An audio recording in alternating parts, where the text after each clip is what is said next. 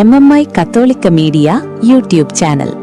தினமும் காலையில எழுந்திரிச்சதுல இருந்து நாம எத்தனையோ விஷயங்களை ரொம்ப இயந்திரத்தனமா எந்த ஒரு சிந்தனையும் இல்லாம திரும்ப திரும்ப செஞ்சுட்டு இருக்கோம்னு நீங்க என்னைக்காவது யோசிச்சு பார்த்திருக்கீங்களா? கண்டிப்பா யோசிச்சிருப்பீங்க. அது நாம தினமும் போற வழியா இருக்கலாம், இல்ல நாம வழக்கமா மத்தவங்க கிட்ட சொல்ற வார்த்தைகளா கூட இருக்கலாம். கரெக்ட். அந்த வார்த்தைகளுக்கு பின்னாடி என்ன அர்த்தம் இருக்குன்னு நாம பல நேரங்கள்ல யோசிக்கிறதே இல்லை. அப்படிப்பட்ட ஒரு வழக்கமான ஆனா ரொம்பவே ஆழமான ஒரு விஷயத்தை தான் இன்னைக்கு நாம இந்த ஆழமான தேடல்ல அக்குவேரா ஆணிவேரா பிரிக்க போறோம். உங்க எல்லாரையும் வரவேற்கிறேன். இன்னைக்கு நம்ம கையில இருக்கிற தரவுகள் MMI கத்தோலிக்க ஊடகம் வழங்குகிறது அப்படிங்கிற ஒரு குறிப்போட தொடங்குது. ஆமா, அதோட மைய கட்டுரையின் தலைப்பு பாத்தீங்கன்னா மங்கள வார்த்தை செபத்தின் தெய்வீக உடற்கூறியல். தலைப்பே ரொம்ப வித்தியாசமா ஆழமா இருக்குல்ல? ரொம்பவே வித்தியாசமான தலைப்பு தான். இந்த கட்டுரையின் ஆரம்பத்திலேயே உங்களை நோக்கி ரொம்ப முக்கியமான ஒரு கேள்வி கேட்கப்பட்டிருக்கு. செபமாலியின் போது நாம் பயன்படுத்தும் மங்கள வார்த்தை செபத்தின் பொருள் உணர்ந்து செபிக்கிறோமா அப்படிங்கறதா அந்த கேள்வி. உண்மையிலேயே இது நம்மள ஒரு நிமிஷம் நிறுத்தி சிந்திக்க வைக்கிற கேள்விதான். ஏன்னா பல வருஷங்களா நாம ஒரு விஷயத்த திரும்ப திரும்ப சொல்லும்போது அந்த வார்த்தைகள் வெறும் சத்தமா மாறிடுது. ஆனா அந்த தலைப்பு கவனிச்சிங்களா? உடற்கூறியல், அதாவது அனாட்டமி அப்படிங்கிற வார்த்தையை அவங்க பயன்படுத்தியிருக்காங்க. ஆமா, அது சாதாரணமா மருத்துவத்திலயோ அழிவியலையும் பயன்படுத்துற ஒரு வார்த்தையாச்சே. கரெக்ட். ஒரு மனித உடலை எப்படி நரம்புகள், தசைகள், எலும்புகள்னு தனித்தனியா பிரிச்சு அது ஒவ்வொன்றும் எப்படி ஒன்னோட ஒன்னு இணைந்து செயல்படுதுன்னு ஒரு மருத்துவர் புரிஞ்சுக்குவாரோ அதே மாதிரி இந்த சின்ன செபத்தை அவங்க அணுகியிருக்காங்க. கிடையாதுன்னு சொல்றீங்க? நிச்சயமா கிடையாது. இது மிக துல்லியமான 11 பகுதிகளாகவும் கடைசியா ஒரு ஆமேன் அப்படிங்கிற முத்திரையோடும் கட்டமைக்கப்பட்ட ஒரு முழுமையான உடற்கூறியல் அமைப்புன்னு இந்த கட்டுரை ஆச்சரியப்படுது. இந்த 11 பகுதிகளுக்குள்ள என்ன நுணுக்கங்கள் இருக்குன்னு நம்ம கொஞ்சம் விரிவாகவே பார்ப்போம். கண்டிப்பா. இத ஒரு மருத்துவர் உடலை பரிசோதிக்கிற மாதிரி நாமளும் பகுதி பகுதியாவே அணுகுவோம். இது உங்களுக்கு, அதாவது இது கேட்டுட்டு இருக்கிற உங்களுக்கு ஒரு பெரிய ஆகா மொமெண்டா இருக்குன்னு நான் நம்புறேன். முதல்ல இந்த செப்பத்தோட பாதியை நான் வாசிக்கிறேன். சொல்லுங்க. இது எப்படி ஒரு வாழ்த்தாகவும் ஆசீர்வாதமாகவும் மட்டும் இல்லாம ஒரு வலுவான அடித்தளமா அமையுதுன்னு கவனிங்க. 1. அருள் நிறைந்த மரியே. 2. வாழ்க. 3. ஆண்டவர் உம்முடனே. ஆமா. 4. பெண்களுக்குள் ஆசி பெற்றவர் நீரே. 5. உம்முடைய திருவயிற்றின் கனியாகிய 6. இயேசுவும் ஆசி பெற்றவரே. இப்போ இது மொத்தமா கேட்கும்போது நமக்கு ஒரு சாதாரண வாழ்த்துறையா மட்டும்தான் தோணும். ஆனா இதை ஏன் இப்படி வரிசைப்படுத்தியிருக்காங்கன்னு நாம பார்க்கணும். அதுலதான் அந்த உடற்கூறியல் கட்டமைப்பு வேலை செய்யுதுன்னு நினைக்கிறேன். கரெக்ட். இந்த 6 வாக்கியங்களையும் கொஞ்சம் ஆழமா கவனிங்க. எடுத்த உடனே நாம என்ன கேட்க வந்திருக்கோம் அப்படின்னு எந்த ஒரு கோரிக்கையும் இதுல வைக்கப்படல. மாறாக ஒருத்தரை எப்படி அணுகணும் அப்படிங்கிற ஒரு அற்புதமான படிநிலை இதுல இருக்கு. அதாவது ஒரு ஹையரார்கி மாதிரி. ஆமா. முதல்ல அருள் நிறைந்த மரியே அப்படின்னு சொல்லும்போது அந்த நபரோட மிக முக்கியமான அடையாளம் அங்க நிறுவப்படுது. அருள் அப்படிங்கிறது முழுமையா நிரம்பிய ஒரு நிலை. அந்த உயர்ந்த நிலைய முதல்ல அங்கீகரிக்கிறாங்க. இது ஒரு எலும்பு கூட்டோட மிக அடிப்படையான முதுகெலும்பு மாதிரி செயல்படுது. அதுக்கப்புறம்தான் வாழ்க அப்படிங்கிற வார்த்தையே வருது. இதை நான் இப்படி புரிஞ்சுக்கலாமா? இப்போ நாம ரொம்ப முக்கியமான ஒருத்தருக்கு, ஒரு பெரிய அதிகாரிக்கு ஒரு இமெயில் எழுதுறோம்னு வைங்க. எடுத்த உடனே எனக்கு இந்த உதவி வேணும்னு நாம கேட்க மாட்டோம். மதிப்பிற்குரிய ஐயா, உங்களுடைய சமீபத்திய செயல்பாடுகள் மிகச்சிறப்பு அப்படின்னு அவங்களுடைய தகுதியை அங்கீகரிச்சுட்டு தான் நம்ம பேசவே ஆரம்பிப்போம். இது கிட்டத்தட்ட அந்த மனித உளவியலோட உச்சக்கட்ட வெளிப்பாடா தெரியுதே. மிகச்சரியான ஒப்பீடு. அதே உளவியல் தான் இங்கேயும் இருக்கு. ஆனா இது அதை விட பல மடங்கு ஆழமானது. 3வது வரிய பாருங்க. ஆண்டவர் உம்முடனே. இது வெறும் புகழ்ச்சி கிடையாது, இது ஒரு தெய்வீக உத்தரவாதம். ஓஹோ, ஆண்டவரின் இருப்பு இருக்கு அப்படிங்கறத உறுதி செய்றாங்க. ஆமா. அப்படி உறுதி செய்யறதன் மூலமா அடுத்தடுத்த விஷயங்களுக்கு ஒரு மிகப்பெரிய அதிகாரத்தை இந்த வாக்கியம் கொடுக்குது. ஒரு கட்டடத்துக்கு எப்படி அஸ்திவாரம் ஸ்ட்ராங்கா இருக்கணுமோ அந்த மாதிரி முதல் 3 வரிகளும் ஒரு அசைக்க முடியாத ஆன்மீக அஸ்திவாரத்தை அமைச்சிடுது. நீங்க முன்னாடி சொன்ன அந்த இமெயில் உதாரணத்தையே எடுத்துக்கிட்டா, இது வெறும் மரியாதையான இமெயில் கிடையாது. எந்த அதிகார மையத்தை நம்ம அணுகுறோமோ அந்த மையத்தோட முழு அங்கீகாரத்தையும் உறுதிப்படுத்துற ஒரு ஆவண மாதிரி இது செயல்படுது. கரெக்டா சொன்னீங்க. வாவ், இதை இப்படி பிரிச்சு பார்க்கும்போது ரொம்பவே சுவாரஸ்யமா இருக்கு. இப்போ அந்த உடற்கூறியல் உதாரணத்துக்கே வருவோம். முதல் 3 வரிகள் எலும்புக்கூடு அஸ்திவாரம்னு வச்சுக்கிட்டா, அடுத்த 3 வரிகளான 4, 5 மற்றும் 6 எப்படி செயல்படுது? இப்போ பெண்களுக்குள் ஆசி பெற்றவர் நீரே அப்படின்னு சொல்லும்போது உலகத்துல இருக்கிற அத்தனை பெண்கள்லயும் இவர்தான் மிக சிறந்தவர்னு ஒரு படிநிலைய உருவாக்குறாங்க. அதுக்கப்புறம் உம்முடைய திருவயிற்றின் கனியாகிய இயேசுவும் ஆசி பெற்றவரே அப்படின்னு அந்த முதல் பாதி செபம் முழுமையடையுது. இது எனக்கு எப்படி தோணுதுன்னா, ஒரு செடி எப்படி வேர் விட்டு தண்டு வளர்ந்து கிளைகள் பரவி கடைசியா ஒரு முழுமையான கணீரி குணுக்குமோ அந்த மாதிரி ஒரு நேர்கோட்ல இந்த வார்த்தைகள் பயணிக்கிற மாதிரி தோணுது இல்லையா? ஆமா, 100க்கு 100% அப்படிதான் இருக்கு. அந்த அஸ்திவாரத்திலிருந்து மனித குலம் முழுமைக்கும் அவங்களுக்கு இருக்கிற தனித்துவமான இடத்தை அந்த 4வது வரி உணர்த்துது. அதன் பிறகு வர்ற 5வது மற்றும் 6வது வரிகள் அந்த ஆசீர்வாதத்தோட உச்சபட்ச பலனை, அதாவது அந்த கனிய குறிக்குது. இதத்தான் மூலக்கட்டுரை அனாட்டமி அப்படின்னு ரொம்ப நுணுக்கமா சொல்லுது.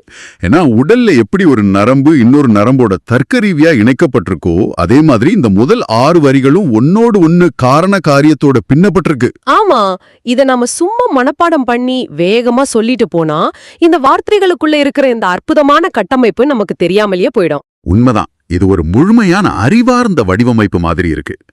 சரி, இப்ப நாம இந்த உடற்கூறியலோட 2வது பாதிக்கு நுழைவோம். அதாவது 7 முதல் 11 வரையிலான பகுதிகள். இதுலதான் கோரிக்கையும் காலத்தின் முழுமையும் அடங்கியிருக்கு. நீங்க கவனிச்சிங்களான்னு தெரியல, இதுவரைக்கும் இருந்த செபத்தோட டோன் இப்ப சடார்னு மாறுது. 7வது தூய மரியே, 8வது இறைவனின் தாயே, 9வது பாவிகளாயிருக்கிற எங்களுக்காக, 10வது இப்பொழுதும், 11வது எங்கள் இறப்பின் வேளையிலும் வேண்டிக் கொள்ளும். இது முற்றிலும் ஒரு புதிய தளத்துக்கு நம்மை கொண்டு போகுது. ஆனா எனக்கு இங்க ஒரு சின்ன முரண்பாடு தோணுது. ஒரு நிமிஷம், இவ்ளோ நேரம் முதல் பாதியில ஒரு உச்சபட்ச தெய்வீக நிலையில ஆசீர்வாதம் அருள் கனின்னு பேசிட்டு திடீர்னு 9வது வரியில பாவிகளா இருக்கிற எங்களுக்காக அப்படின்னு மனிதர்களோட பலவீனத்தை ஏன் இவ்ளோ வெளிப்படையா சொல்லணும்? இது அந்த முதல் பாதியோட ஒப்பிடும்போது ஒரு பெரிய வீழ்ச்சி மாதிரி தெரியலாம். ஆனா இது வீழ்ச்சி கிடையாது, இதுதான் யதார்த்தம். யதார்த்தமா? ஆமா, இதுதான் இந்த மொத்த உடற்கூறியலோட துடிக்கும் இதயம்னு நான் சொல்வேன். நீங்க கேட்ட கேள்வி ரொம்ப ஆழமானது. 7 மற்றும் 8வது பகுதிகளை பாருங்க. தூய மரியே, இறைவனின் தாயே, இந்த 2 வார்த்தைகளும் முதல் பாதியில நாம கட்டுன அந்த அஸ்திவாரத்துக்கும் இப்போ நாம வைக்க போற கோரிக்கைக்கும் நடுல ஒரு பாலமா செயல்படுது. ஓ, ஒரு பிரிட்ஜ் மாதிரி. கரெக்ட். ஆனா அந்த 9வது வரி பாவிகளா இருக்கிற எங்களுக்காக அப்படின்னு சொல்லும்போது மனித வாழ்வோட முழுமையான யதார்த்தம் அங்க அப்பட்டமா வெளிப்படுது. ஒரு பக்கம் எந்த குறையும் இல்லாத தூய்மை, இன்னொரு பக்கம் குறைகள் நிரம்பிய மனிதர்கள். அதாவது நாம யார்கிட்ட பேசுறோங்கிற உங்களோட தகுதியை முதல்ல சொல்லிட்டு அதுக்கப்புறம் நம்ம யார், நம்ம நிலைமை என்ன அப்படிங்கிற நம்மளோட தகுதியை ரொம்ப நேர்மையா ஒத்துக்கிறோமா? மிகச் சரியாக பிடிச்சீங்க. எந்த ஒரு ஆன்மீக தேடலா இருந்தாலும் சரி, அல்லது ஒரு மனிதனோட சுய புரிதலாகவே இருந்தாலும் சரி, தன்னோட குறைகளை ஏற்றுக்கொள்வதுதான் முதல் படி. நாமும் பலவீனமானவர்கள், குறையுடையவர்கள் அப்படின்னு எந்த ஈகோவும் இல்லாம ஏத்துக்கிற அந்த இடத்துல தான் உண்மையான உரையாடல் தொடங்குது. அந்த முரண்பாடு தான் இந்த சபத்தோட பலமே தவிர அது பலவீனம் கிடையாதுன்னு சொல்றீங்க. கண்டிப்பா. இந்த நேர்மையான ஒப்புதல் இல்லைன்னா அடுத்து வரப்போற அந்த மிகப்பெரிய கோரிக்கைக்கு அர்த்தமே இல்லாம போயிடும். ஆஹா, இந்த விளக்கம் ரொம்பவே தெளிவா இருக்கு. தன்னை உணர்தல் அப்படிங்கிறது தான் எல்லாத்துக்கும் அடிப்படைன்னு புரியுது. சரி, அடுத்ததா வர்ற 10 மற்றும் 11வது பகுதிகளை பத்தி நாம கண்டிப்பா பேசி ஆகணும். ஏன்னா இந்த 2 வார்த்தைகள் என்ன பொறுத்த வரைக்கும் ரொம்பவே ஆச்சரியமான ஒண்ணு. இப்பொழுதும் மற்றும் எங்கள் இறப்பின் வேளையிலும் அதுதானே சொல்றீங்க? ஆமா, நேரத்தையும் காலத்தையும் எப்படி 2 வார்த்தைகள்ல சுருக்க முடியும்? நீங்க யோசிச்சு பாருங்க, நம்மளோட அன்றாட பிரச்சனைகளுக்காக நம்ம எவ்வளோ பெரிய லிஸ்ட் போடுவோம். எனக்கு இன்னைக்கு இந்த வேலை நடக்கணும், நாளைக்கு அந்த பிரச்சனை தீரணும், அடுத்த மாசம் எனக்கு அந்த பணம் வரணும்னு காலத்தை நம்ம பலவாரா பிரிச்சு பார்ப்போம். உண்மைதான். ஆனா இங்க வெறும் இப்பொழுதும் இறப்பின் வேளையிலும்னு 2 முனைகளை மட்டும் சொல்றாங்க. எனக்கு ஒரு சந்தேகம், நாளைக்கு என்ன நடக்கும், அடுத்த வாரம் என்ன ஆகும்? மனிதர்களாகிய நாம எப்பவுமே எதிர்காலத்தை நினைச்சுதானே ரொம்ப பயப்படுவோம். அதையெல்லாம் விட்டுட்டு ஏன் இந்த 2 காலத்தை மட்டும் இங்க குறிப்பிட்டிருக்காங்க? இது ஒரு அபாரமான தத்துவார்த்தமான கேள்வி. இதற்கான பதில்தான் இந்த கட்டுரையின் மிக முக்கியமான பகுதி. மனித வாழ்வின் ஒட்டுமொத்த தத்துவத்தையும் இந்த 2 வார்த்தைகள் எப்படி தங்களுக்குள் உள்ளடக்கி இருக்குன்னு கொஞ்சம் ஆழமா சிந்திச்சு பாருங்க. மனிதனோட கவலைகள், பயம், பதற்றம் எல்லாமே நீங்க சொன்ன மாதிரி எதிர்காலத்தை மையமா வச்சுதான் இருக்கு. நாளைக்கு என்ன நடக்கும், 10 வருஷம் கழிச்சு என்ன நடக்கும்னு நாம கற்பனை பண்ணி பயப்படுறோம். ஆனா உண்மை என்னன்னா, அந்த எதிர்காலம் நடக்குமா நடக்காதான்னு யாருக்கும் தெரியாது. கரெக்ட். நம்ம கட்டுப்பாட்டுல இருக்கிற அல்லது நாம நிஜமாகவே வாழ்ந்துகிட்டு இருக்கிற ஒரே காலம் இப்பொழுது மட்டும்தான். அதாவது நிகழ்காலத்தோட அவசரம், நம்மளோட அன்றாட போராட்டங்கள், குழப்பங்கள், தேவைகள் எல்லாமே அந்த இப்பொழுது அப்படிங்கிற ஒரு சொல்லுக்குள்ள அடங்கிடுதுன்னு சொல்றீங்க. ஆமாம், இப்பொழுது அப்படிங்கிறது தொடர்ந்து நடந்துகிட்டே இருக்க ஒரு செயல். உங்களோட நாளை, அடுத்த வாரம், அடுத்த வருஷம் எல்லாமே அது நடக்கும்போது அது ஒரு இப்பொழுதுதான். அதனால நிகழ்காலத்துக்கான பலத்தை அங்க கேட்டு பெற்றாச்சு. ஓஹோ, ரொம்ப ஆழமான விளக்கம் இது. சரி, அடுத்து நான் கேட்ட அந்த எதிர்கால கவலைக்கு வருவோம். மனிதன் எத்தனை எதிர்காலங்களை கற்பனை செஞ்சாலும் அவனால் தவிர்க்கவே முடியாத 100% உறுதியாக நடக்கப் போகிற ஒரே ஒரு எதிர்கால தருணம் எது? அது இறப்பின் வேளை மட்டும்தான். மனித வாழ்வோட மிகப்பெரிய நிச்சயமற்ற தன்மையும் உச்சக்கட்ட பயமும் யாருடைய துணையும் இல்லாத தனிமையும் அந்த வேளையில தான் இருக்கும். வாவ், இது உண்மையிலே மனசுக்குள்ள ஒரு பெரிய தாக்கத்தை ஏற்படுத்துது. அதாவது நம்ம வாழ்க்கையில தொடர்ந்து போராடிக்கிட்டு இருக்கோம் ஒவ்வொரு நொடியும் இப்பொழுது. அந்த போராட்டங்கள் எல்லாம் முடிவுக்கு வர்ற அந்த இறுதி நொடி இறப்பின் வேளை. இந்த ரெண்டுக்கும் நடுவுல தான் ஒட்டுமொத்த மனித வாழ்க்கைய சுழண்டுகிட்டு இருக்கு. அதுதான் இதுல இருக்கிற பிரம்மாண்டம். மனிதர்கள் தங்களுக்கு மிகவும் தேவையான நிகழ்காலத்தின் தாக்குப்பிடிக்கும் பலத்தையும் தவிர்க்க முடியாத எதிர்காலத்தின் இறுதி பயணத்துக்கான பாதுகாப்பையும் இந்த 11 வார்த்தைகளுக்குள்ள அடக்கிடுறாங்க. இதுக்கு மேல ஒரு வார்த்தை கூட தேவையில்லை. இதை விட சுருக்கமாகவும் அதே சமயம் முழுமையாகவும் மனித வாழ்வின் காலச்சக்கரத்தை வரைந்து காட்ட முடியுமான்னு கேட்டா அது ரொம்பவே சந்தேகம்தான். நிச்சயமா இந்த 2 வார்த்தைகள் நம்மளோட தேவையில்லாத கற்பனை பயங்களை எல்லாம் வெட்டி எரிஞ்சிட்டு நிஜமான தேவையில நம்ம கவனத்தை குவிக்க வைக்குது. கேட்கவே ரொம்ப வியப்பா இருக்கு. வெறும் வார்த்தைகளா கடந்து போன ஒரு விஷயத்துக்குள்ள மனிதனோட பிறப்புல தொடங்கி இறப்பு வரையிலான அத்தனை உளவியல் மற்றும் ஆன்மீக தேவைகளையும் எப்படி ஒரு உடற்கூறியல் போல வடிவமைச்சு வச்சிருக்காங்க அப்படிங்கிறது MMI கத்தோலிக்க ஊடகம் மூலமா நமக்கு திறந்து காட்டியிருக்கிற ஒரு மிகப்பெரிய பொக்கிஷம்னே சொல்லலாம். உண்மைதான். இத்தனை ஆழமான தத்துவார்த்தமான அர்த்தங்களை உள்வாங்கின பிறகு நாம் இப்போ இறுதியான 12வது பகுதிக்கு வர்றோம். அது ஆமேன் அப்படிங்கிற அந்த ஒற்றை வார்த்தை. இந்த வார்த்தை தான் இதுவரைக்கும் நாம பார்த்த அந்த 11 பகுதிகளோட கட்டமைப்பை முழுமை செய்யுது. ஒரு உடலை முழுமையா மூகி பாதுகாக்கிற தோள் மாதிரி அல்லது ஒரு முக்கியமான ஒப்பந்தத்துல வைக்கப்படுற முத்திரை மாதிரி இந்த ஆமேன் அமையுது இல்லையா? நிச்சயமா ஆமேன் அப்படிங்கிறது வெறும் முடிவுரை கிடையாது. அது அப்படி ஆகுக அல்லது இது உறுதி அப்படிங்கிற ஒரு ஆழமான நம்பிக்கையின் வெளிப்பாடு.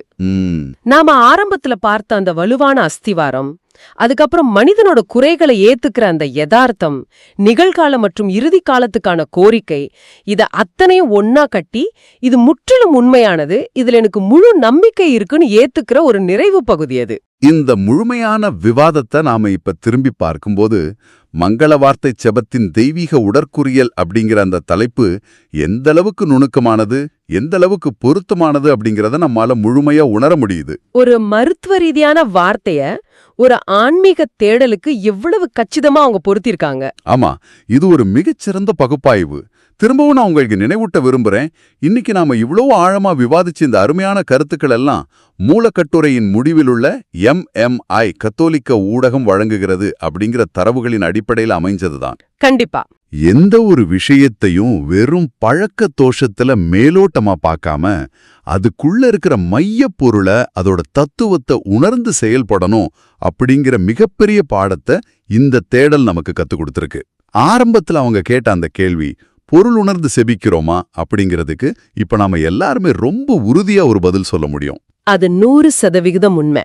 இந்த அருமையான தேடலை நிறைவு செய்வதற்கு முன்னாடி உங்களை நோக்கி, அதாவது இதை கேட்டுட்டு இருக்கிற உங்களை நோக்கி ஒரு சவாலான, அதே சமயம் உங்களை ரொம்ப ஆழமா சிந்திக்க வைக்கக்கூடிய ஒரு கேள்வியை நான் முன்வைக்க விரும்புறேன். சொல்லுங்க. இன்னைக்கு நாம இந்த செபத்தை எப்படி ஒரு மருத்துவர் உடலை கூறு போட்டு பாக்குற மாதிரி அனாட்டமி போல ஒவ்வொரு பகுதியா பிரிச்சு பார்த்தோன்னு நீங்க கவனிச்சிருப்பீங்க. அதே போல உங்க அன்றாட வாழ்க்கையில நீங்க கொஞ்சம் சிந்திச்சு பாருங்க. நீங்க ரொம்ப இயந்திரத்தனமா பயன்படுத்துற திரும்ப திரும்ப சொல்ற வார்த்தைகளோ அல்லது பல வருஷங்களா நீங்க செஞ்சுட்டு வர்ற ரொம்ப சாதாரணமான சலிப்பான பழக்கங்களோ உங்க வாழ்க்கையில கண்டிப்பா இருக்கும். ஆமா. அது ஒரு காலை வணக்கமா இருக்கலாம், ஒரு சின்ன பிரார்த்தனையா இருக்கலாம், அல்லது நீங்க தினமும் செய்யற ஒரு சின்ன செயலா கூட இருக்கலாம். அத என்னைக்காவது நீங்க இப்படி பகுதி பகுதியா பிரிச்சு ஏன் இத நாம செய்றோம்னு ஆராய்ந்து பார்த்திருக்கீங்களா? அப்படி ஒருவேளை நீங்க அந்த சாதாரண வார்த்தைகளையும் பழக்கங்களையும் இந்த மாதிரி அனாட்டமி செஞ்சு பார்த்தா அதுக்குள்ள என்ன மாதிரியான ஆழமான அர்த்தமும் வாழ்வியல் தத்துவமும் புதைஞ்சிருக்குன்னு எப்போதாவது நீங்க யோசிச்சிருக்கீங்களா? இந்த கேள்விய உங்களோட சிந்தனைக்கே நான் விட்டுடுறேன். இது உண்மையிலே பல நாட்களுக்கு நம்மளை தூங்க விடாம சிந்திக்க வைக்க போற ஒரு கேள்விதான். நம்முடைய பழக்கங்களுக்குள்ளேயே இவ்வளவு பெரிய ரகசியங்கள் இருக்கலாம் அப்படிங்கிற எண்ணமே ரொம்ப புதுசா இருக்கு. உங்களோட அன்றாட வாழ்க்கையில உங்க கண்ணுக்கு தெரியாம புதைஞ்சு கிடக்கிற அந்த ஆழமான அர்த்தங்களை தேடி கண்டுபிடிங்க. அந்த தேடல் நிச்சயமா உங்களை ஆச்சரியப்படுத்தும்.